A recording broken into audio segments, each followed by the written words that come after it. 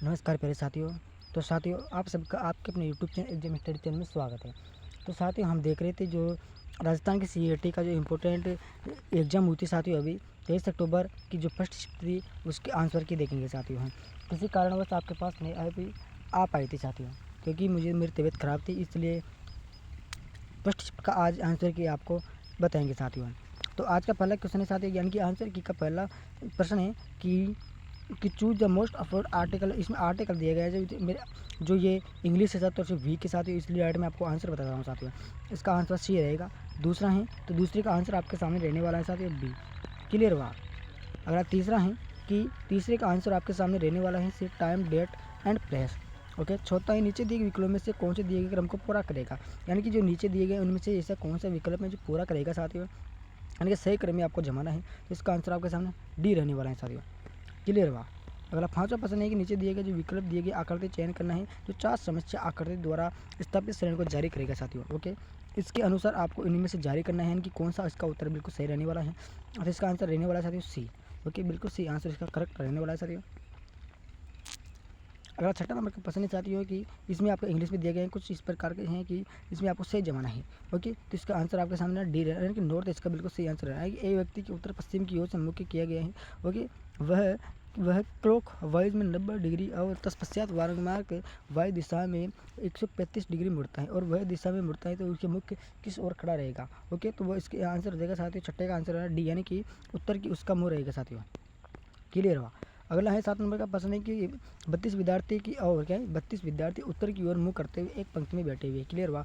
यदि नेहल बाएं छोर से 14वें स्थान पर है तो उसका स्थान दाहिने छोर से कितना डिग्री रहेगा साथियों। इसका आंसर आपके सामने रहने वाला है बी, है कि 17 डिग्री उसका रहने वाला है साथियों, क्लियर हुआ। अगला 18 नंबर का क्वेश्चन है साथियों आपके सामने कि निकेल उत्प्रेरित की उपस्थिति में तेल का हाइड्रोजन एक साथ उपचार करते समय ये करने पर वसा बनती है। ओके। यह का एक उदाहरण है, यानी कि इस प्रकार का उदाहरण इसमें से आपको चयन करना है। तो इसका आंसर जाएगा आपके सामने डी, ओके, योगात्मक अभिक्रिया, क्लियर हुआ। ओके। अगला 9वां नंबर का क्वेश्चन है आपके सामने कि नीचे दिए गए कितने में से आपको सत्य चुनना है। ओके, चुनना है आपको। तो इसमें आपका करेक्ट आंसर रहने वाला है साथियों डी, क्लियर। और डी रहना केवल बी सही है इसमें से, ओके। बी क्या कहना है, अधातु के ऑक्साइड प्रकृति में सारे होते हैं। ओके।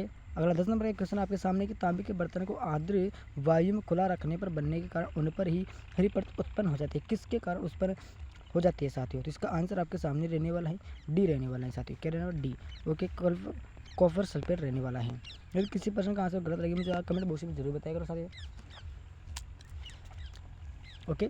11 नंबर का प्रश्न है कि निम्नलिखित में से विलोम शब्द का असंगत, यानी कि इसमें से जो विलोम शब्द चुनना है, यानी कि कौन सा गलत है साथियों, किसका गलत रहने वाला है। तो बी नंबर का, यानी कि खल का सज्जन नहीं होगा साथियों। 12 नंबर का है जो प्रतिदिन नहाता हो इस वाक्यांश के लिए एक शब्द, यानी कि जो रोजाना नहाता है प्रतिदिन नहाता हो उसके लिए कौन सा शब्द बिल्कुल करेक्ट रहने वाला है साथियों।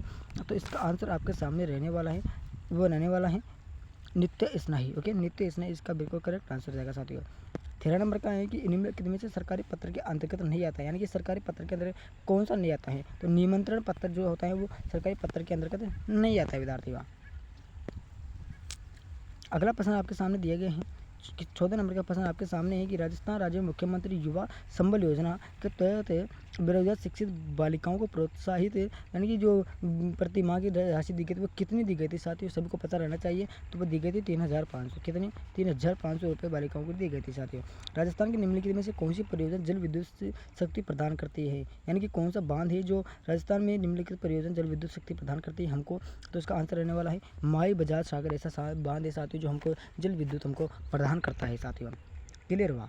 अगला क्वेश्चन है डिजी लॉकर किस मंत्रालय के प्रमुख पहल है साथियों। तो सभी को पता है डिजी लॉकर बहुत ही सुरक्षित और अच्छा वो है जो शिक्षा मंत्रालय की ओर से ही है, किसकी तरफ से, शिक्षा मंत्रालय की एक पहल, मुख्य पहल विद्यार्थियों। ओके।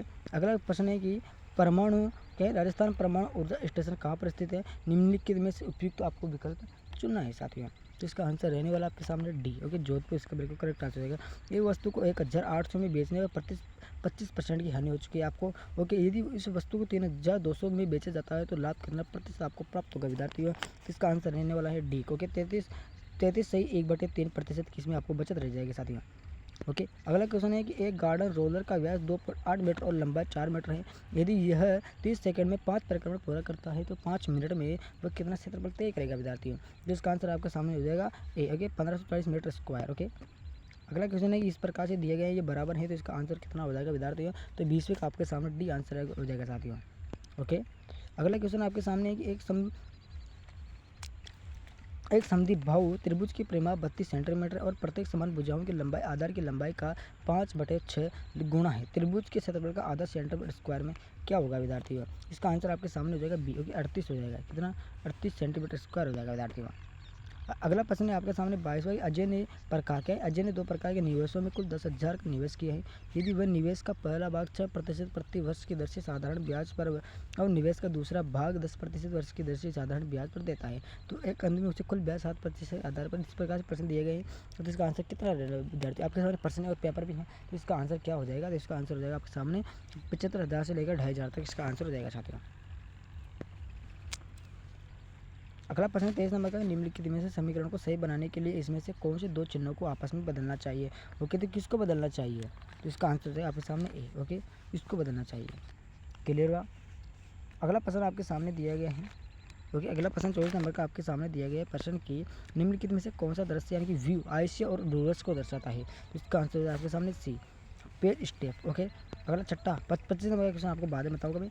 25 नंबर का क्वेश्चन है कि 26 नंबर का है कि निम्नलिखित में से कौन सा आउटपुट डिवाइस है। बहुत इंपॉर्टेंट क्वेश्चन है साथियों कि कौन सा है तो वो रहने वाला है आपके सामने स्पीकर। कौन सा स्पीकर रहने का। अगला क्वेश्चन आपके सामने दिए गए हैं कि कौन सा डिजिटल इंडिया कार्यक्रम का प्रमुख दृष्टि से क्षेत्र नहीं है।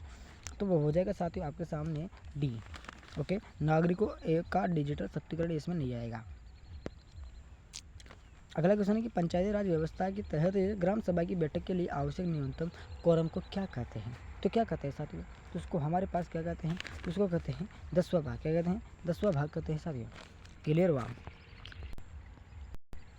हम डायरेक्ट 31वें क्वेश्चन में आ चुके हैं। जो क्वेश्चन बचे हैं उनको मैं बाद में आपको टेलीग्राम चैनल पर डाल दूँगा, वहाँ से आप ज्वाइन करके देख लीजिएगा साथियों। 31वां प्रश्न कहता है कि सकल उत्पादन के संदर्भ में पीपीपी का अर्थ क्या है। किसके संदर्भ में। सकल उत्पाद के संदर्भ में। तो इसका आंसर हो जाएगा सार्वजनिक भागीदार मूल्य हो जाएगा। अगला कि अंग्रेजी शब्दकोश के अनुसार निम्नलिखित शब्दों को व्यवस्थित करें और क्रमानुसार दूसरे शब्दों का चयन करना है। जिसका आंसर आपके सामने हो जाएगा बी। ओके, केरटोन। ओके, क्या हो जाएगा केरटोन हो जाएगा। अगला दिया है कि दी गई श्रेणी में निम्नलिखित विकल्प में कौन सी संख्या के स्थान पर आएगी। तो कौन सा आ जाएगा बी हो जाएगा साथियों 125। अगला है कि प्लस और माइनस को तथा 8 और 7 को परस्पर बदलने के बाद निम्नलिखित में से कौन सा समीकरण सही रहेगा विद्यार्थियों। तो वह रहने वाला है आपके सामने बी। ओके, बी रहने वाला है। ओके, आपके पास पेपर है तो सही समझ लीजिएगा आप। अगला क्वेश्चन है कि एक निश्चित धनराशि चक्रवर्ती ब्याज पर 4 वर्षों के बाद 7,464 और 8 वर्षों के बाद 29,856 हो जाती है। तो धनराशि का मान कितना होगा विद्यार्थियों। तो उसका मान हो जाएगा आपके सामने बी। ओके, 13,732 हो जाएगा। अगला क्वेश्चन, केवलादेवी राष्ट्रीय उद्यान कहाँ पर राजस्थान में किस स्थान सभी को पता रहना चाहिए कि केवलादेवी कहाँ पर स्थित है विद्यार्थियों। तो ये आपके सामने हो जाएगा। आपके सामने कौन सा क्वेश्चन है ये, एक मिनट इसको ऊपर देख लेते हैं। ये 36 नंबर का क्वेश्चन है तो इसका आंसर हो जाएगा आपके सामने सी। ओके, भरतपुर में स्थित है साथियों। ओके। अगला क्वेश्चन है कि भारत की सबसे तेज गति की ट्रेन कौन सी है। सभी बहुत सारे साथी क्या करके वंदे मातरम करके आएंगे। ओके, तो बिल्कुल इसका करेक्ट आंसर रहने वाला है शताब्दी एक्सप्रेस। कौन सी शताब्दी एक्सप्रेस है इसका बिल्कुल करेक्ट आंसर हो जाएगा विद्यार्थियों। ओके। अगला क्वेश्चन 38 नंबर का कि सर्वोच्च न्यायालय ने राजस्थान सरकार को किस भाग को महत्वपूर्ण बाघ आवास के 1 किलोमीटर के दायरे में चल रहे 68 खदानों को बंद करने का आदेश दिया है। तो इसका आंसर रहने वाला है डी, ये सरिस्का टाइगर रिजर्व को। 29वां क्वेश्चन निम्नलिखित में शरीर का पर्यायवाची है। शरीर का पर्यायवाची कौन सा हो जाएगा। इसके अंदर हो जाएगा वपू। और 40 नंबर क्वेश्चन है कि अनेकात शब्द की पानी का निम्नलिखित में से एक अर्थ नहीं है। तो वो हो जाएगा आपके सामने सी, इज्जत हो जाएगा। इज्जत थोड़ी है पानी का अर्थ। अगला क्वेश्चन है कि निम्नलिखित में से हंस शब्द युग्म का अर्थ कौन सा हो जाएगा। तो वह हो जाएगा डी। ओके, खंदा हिस्सा। अगला क्वेश्चन है कि निम्नलिखित में से अन्य पुरुषवाचक सर्वनाम कौन सा हो जाएगा। तो वह हो जाएगा डी। ओके, वे। अगला कि प्रतिवेदन है कि प्रतिवेदन का आपको इंग्लिश में क्या कहते हैं। तो इंग्लिश में प्रतिवेदन को क्या कहते हैं। वो कहते हैं साथियों ट्रांजेक्सिप्रेशन। ओके, ट्रांसक्रिप्शन कहते हैं।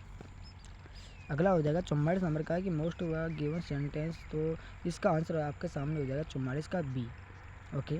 अगला है तो इसमें आपको विलोम बताना है। तो इसका जो क्या दिए गए उसका विलोम क्या हो जाएगा। तो वो हो जाएगा साथियों ग्रेट। ओके। अगला है तो इसका आंसर 46 नंबर क्वेश्चन का आंसर हो जाएगा आपके सामने सी। अगला क्वेश्चन है 47 नंबर का 27 नंबर क्वेश्चन क्या कह रहा है, 2011 की जनगणना के अनुसार निम्नलिखित में से राजस्थान के किस जिले में जनसंख्या घनत्व सबसे कम है? तो वो हो जाएगा साथ झालोर हो जाएगा इसमें। सो झालोर जैसलमेर, ओके जैसलमेर हो जाएगा।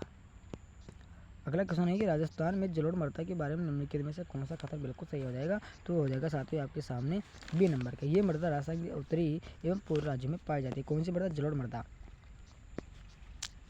अगला क्वेश्चन है निम्नलिखित में से कौन सा सिस्टर सॉफ्टवेयर है? तो हो जाएगा ए, ओके लिकनेस। अगला नंबर है निम्नलिखित में से कौन सा प्रिंटर ध्वनि रहित उच्च गति और उच्च गुणवत्ता वाला है? तो हो जाएगा सामने आपके सामने C, okay dot matrix printer.